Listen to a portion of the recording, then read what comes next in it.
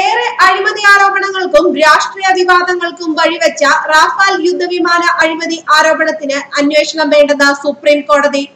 Rafael jet വിമാനത്തിന്റെ ഗുണമേന്മയിൽ സംശയമില്ലെന്നും supreme കോടതി കണ്ടെത്തി. വിമാനങ്ങൾ വാങ്ങാനുള്ള തീരുമാനമെടുത്ത നടപടിക്രമങ്ങളിൽ ക്രമക്കേടില്ല. അതുകൊണ്ട് യുദ്ധവിമാനങ്ങളുടെ വിലയെ സംബന്ധിച്ച് സംശയിക്കേണ്ടതില്ല. വിമാനങ്ങളുടെ കാര്യക്ഷമതയിലും സംശയമില്ല. അതുകൊണ്ട് വിലയെപ്പറ്റി അന്വേഷിക്കേണ്ടതില്ലെന്നും സുപ്രീം കോടതി തീരുമാനിച്ചു.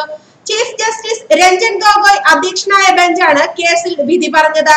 കോടതി മേൽനോട്ടത്തിൽ അന്വേഷണം ആവശ്യപ്പെട്ടുള്ള ഹർജികൾ സുപ്രീം കോടതി തള്ളി. ദിവസങ്ങൾ നീണ്ട ചൂടേറിയ വാദങ്ങൾക്കൊടുവിലാണ് കോടതി ഉത്തരവിട്ടത്. ഫ്രാൻസിൽ നിന്ന് 36 റഫാൽ യുദ്ധവിമാനങ്ങൾ വാങ്ങിയതിൽ വൻ അഴിമതി ആരോപിച്ച് അഭിഭാഷകരായ ML ശർമ്മ, വിനീത ദണ്ഡെ, പ്രശാന്ത് ഭൂഷൺ, മുൻ കേന്ദ്രമന്ത്രിമാരും BJP നേതാക്കളുമായിരുന്ന അരുൺ ഷൂരി, യശ്വന്ത് സിൻഹ, ആം ആദ്മി MP സഞ്ജയ് സിംഗ് എന്നിവരാണ് കോടതിയെ സമീപിച്ചത്. റിലയൻസിന് ഓഫ്സെറ്റ് കരാർ നൽകിയതിൽ ക്രമക്കേടുണ്ടെന്നും ആരോപിച്ചു. നവംബർ 14 മുതലാണ് കേസിൽ സുപ്രീം കോടതിയിൽ വാദം ആരംഭിച്ചത്. UPA സർക്കാരിന്റെ കാലത്ത് 126 വിമാനങ്ങൾ വാങ്ങാനാണ് കരാർ ഒപ്പിട്ടതെങ്കിലും BJP സർക്കാർ ഇത് 36 വിമാനങ്ങളായി വെട്ടിച്ചുരുക്കുകയായിരുന്നു.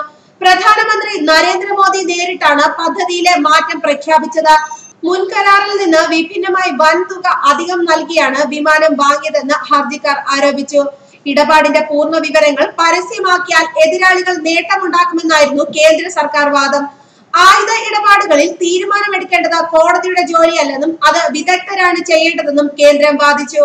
എന്നാൽ ഇടപാടിലെ ഇന്ത്യൻ പങ്കാളിയെ തെരഞ്ഞെടുത്തതിൽ സർക്കാരിന് പങ്കില്ലെന്ന വാദത്തെ ബെഞ്ച് ചോദ്യം ചെയ്തിരുന്നു. പങ്കാളിയെ നിശ്ചയിക്കുന്നത് കൂടി മുഖ്യ കരാറിന്റെ ഭാഗമാക്കേണ്ടതായിരുന്നുവെന്ന് കോടതി മുൻപ് വാക്കാൽ നിരീക്ഷിക്കുകയും ചെയ്തു.